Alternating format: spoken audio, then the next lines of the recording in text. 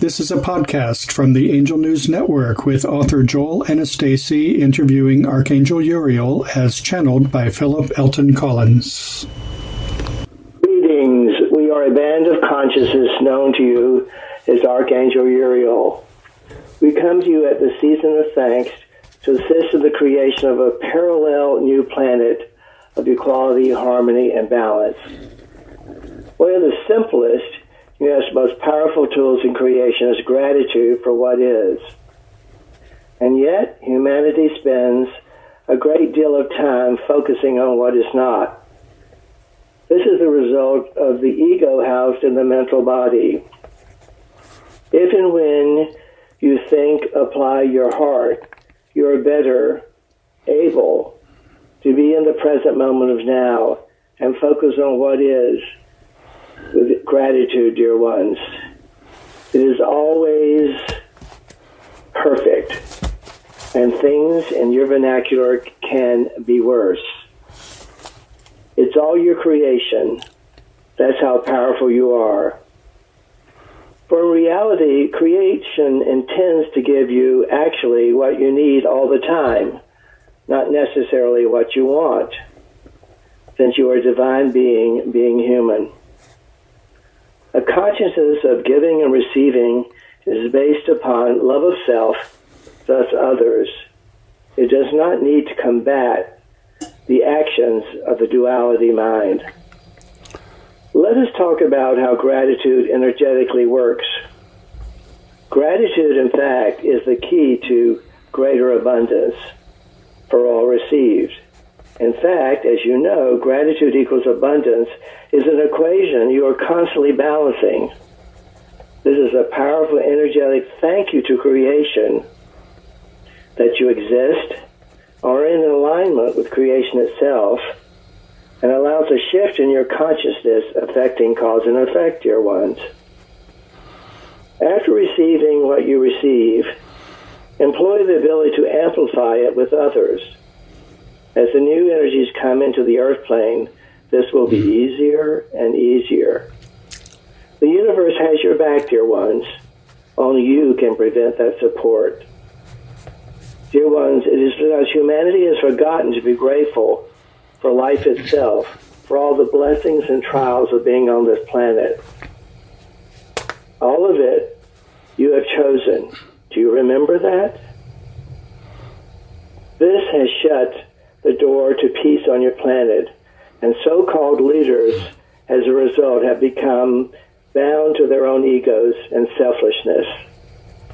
Greed has wounded your weary world greatly and affecting many. Time to balance giving and receiving if you so choose.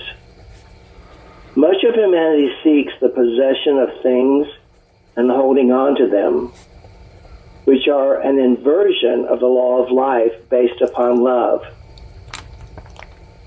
One life forever says grow and expand to what is given and be and do your best to balance giving and receiving with others. This is the law of life, dear ones. As you continue to receive from Source, you will be forever balancing giving and receiving repeatedly forever. This is the force of creation itself. So as you experience your weary world at present, the way to assist in healing yourself and the creation of a new earth is a matter of gratitude for what is rather than focusing on what is not. Remember, dear ones, you're not what happens to you, but a divine expression of creation itself. Remember, you chose all that is happening. To be in the densest frequency in the universal plane is something that you chose. One of the most challenging schools there is. Not only are you choosing to create a new, higher frequency Earth, which has, by the way, never been done before, but you are also affecting creation itself by being and doing this. So this Thanksgiving season, if you so choose, in your free will and choice, attempt to focus on these powerful words and reminders. Dear one, death is not the greatest loss for life, The greatest loss is that you be and do in life while you live. Let us review 7 laws of spirit and see if they help you. 1, thoughts, words, actions, at back, amplified, always as a learning tool. 2, state truth always, or you will be ruled. 3, you attract what you vibrate. 4, divine order opens all things. 5, every shortcoming creates a karmic debt that will be repaid. 6, to receive and give, you need truth and service. And finally, 7, every act and thought is recorded in the unseen. In closing, dear ones, remember creation is an electromagnetic pulse of energy called giving and receiving. This gives life to all things, especially you. More and more of you are becoming aware of what is being spoken here. Your minds are calling up what your heart already knows. How may we further assist you at this time, dear one? Uriel, it's so wonderful to reconnect with you. Thank you so much for joining us today. You're welcome, dear one. That was a beautiful, complete message. I'm so glad you focused. Well, of course, you highlighted at the beginning of the fact that so many of us are focusing not on what is in our lives and are grateful for that, but we're focusing on what is not. And I find myself caught up in the same thing in my humanness. I'm very unhappy with what's going on in the United States and the threats to our democracy. And because it's fear, I guess, and concern, I'm focusing on that. I'm aware of what you've taught in the past about being aware of the effect of consciousness on energy. And I'm so delighted that you just made the point that we need to pay attention to the effect of consciousness on energy and manifestation. I'm delighted that you focused on that so strongly today. Yes, focusing on what is not actually prevents being in the present and focusing on what is. And be aware, dear one, if wishing things were different might be the ego trying to control something that's already in divine order. Does that make sense? It's already in. So many of the things that we stew about and are concerned about, it's all divine order. How often do you worry about things that have happened in the past that you can't change, or worry about things that are going to happen in the future, rather than focusing on the now, the present moment, with gratitude? If that could be applied throughout the planet, this will greatly assist in the creation of this new earth at a higher frequency and vibratory rate. Does that help you? Yes. Perhaps we don't want to go too deeply into it, but you made a couple of references to an idea that we discussed in the last podcast with Ashtar, which was talking about the creation of the new earth. Can you just make a simple statement to those who perhaps may not have heard the earlier podcast about this creation of the new earth that is unfolding? It's a new choice being given to humanity. The Galactic Federation of Light, which the channel we're coming through now channeled as our last podcast, revealed that, along with many others who already are aware, rather than trying to fix the old density which exists in the 3D world of the present planet, the establishment and creation of a new planet parallel to the old gives humanity a new choice unlike ever before. This is very exciting. It's never been done in creation. It is something that the councils, the galactic councils, and the universal councils have agreed is a way to expedite the ascension of the planet herself.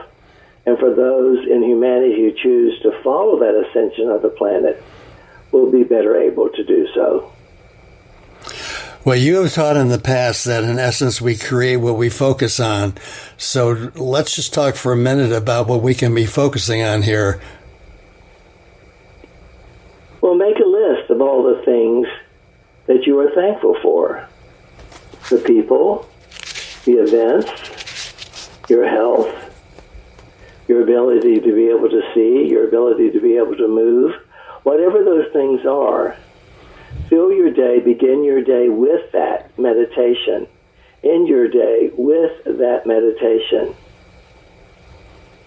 And allow that awareness of what is in your life, perhaps what you need more than what you want, is present most of the time. And when it is not present, it is a balancing of karmic debt, which we talked about, the laws of life, the laws of spirit, the 7 units. So if something is not happening the way you want it to happen, perhaps if you so choose, become aware. It is part of a learning process in your many multi-incarnational cycles, dear one. Does that help you? Yes, you were very specific about what we might focus on. How does that contribute to the new earth that's unfolding? Let's just can it make that connection? You raise the frequency through your raising your consciousness. For the new earth will be a higher frequency, transcending the 3D, dominated by your emotions, creating your thoughts, creating your physicality. That's how it does. You know, the book Life Mastery includes the teachings of Archangel Michael, but the last article in the book is about the law of attraction, which came from your teachings and your wisdom. And I just want to read the last paragraph, which is just 3 short sentences. Be aware, you made the point that we create what we focus on, and that we attract that energy. Be aware of yourself as divine, and you will connect with the highest energetic frequencies that allow your divinity to manifest. Consciously reject fear, and it will not exist as an option for you. Let your consciousness choose joy, peace, abundance, and love, and that is the reality you will attract and create for yourself. Does that pretty well summarize the teaching here?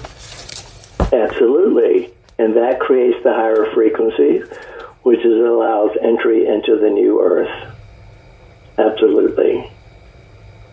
And there we have it. It's a simple, brief, but powerful teaching. And one of the hindrances for most of humanity is seeing their divinity, knowing that they are divine. Religions and governments and social cultural mores and forays have taught otherwise. It is a missing link. In order for those institutions to continue to control you, that they've left that intentionally out of their teachings, that you are a divine being.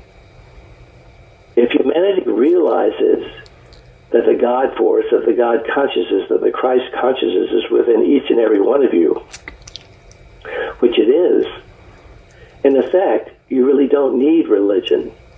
You ultimately wouldn't need government. You wouldn't need to be governed or, in effect, controlled or told by mom and dad what to do. So be with that thought for all that are listening. Are you able to fully accept, to receive that you are a divine being having a human experience and reflect that frequency, that energetic force out to others? Can you imagine what a different world it would be if everyone did that at the same time? Yes, indeed. You know, Uriel, you just identified such a fundamental thing. We don't have to develop this too far, but one of the things I find most distressing about the religion that I was raised in is that we are not taught that we are divine expressions. We're taught that we are sinners. And so the very premise of the whole religion is false. All of the leaders of the so-called religions, be it Christ, Mohammed, Buddha, or whoever, they all have one thing in common, What do you think that is? That we are divine expressions of God. And what else? And that we are all one. They never intended the creation of a religion. They were simply teaching a practice that you could choose through your free will to embrace or not. None of these divine beings who came to earth to teach higher frequency teaching of equality, harmony, and balance, not one of them ever intended that a religion would be built around it in order to frighten and to control humanity. Be with that, dear ones.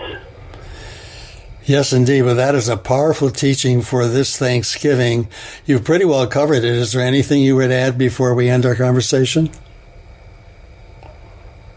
Know it is all in divine order. Know that you have a choice to move into the new earth with the cosmic force of giving and receiving. That gratitude does equal abundance, and abundance is a plenty in the new frequency of the new earth. And be aware you are being given a divine choice and a divine being, unlike ever before.